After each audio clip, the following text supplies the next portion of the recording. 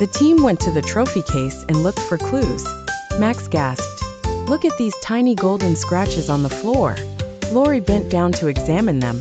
They looked like they were left behind when something heavy was dragged.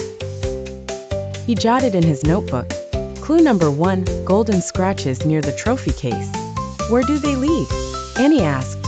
"Let's find out," Lorry said. Following the scratches, the group noticed a strange rolling pattern on the dusty floor. "Something heavy rolled this way," Lorry observed. Max frowned.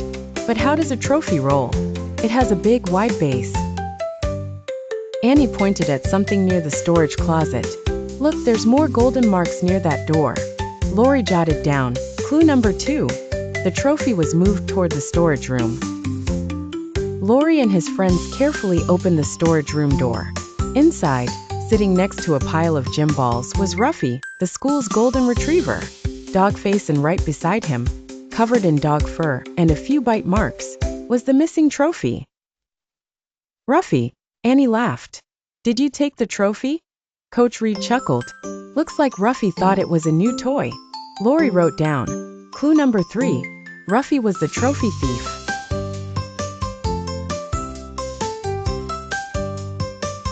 And you know what? This reminds me of a great phrase.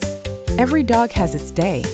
It means that everyone, even Ruffy, gets their special moment. As the students cheered, Ruffy wagged his tail happily. Another mystery solved by Detective Lorry. Detetive Trofeu.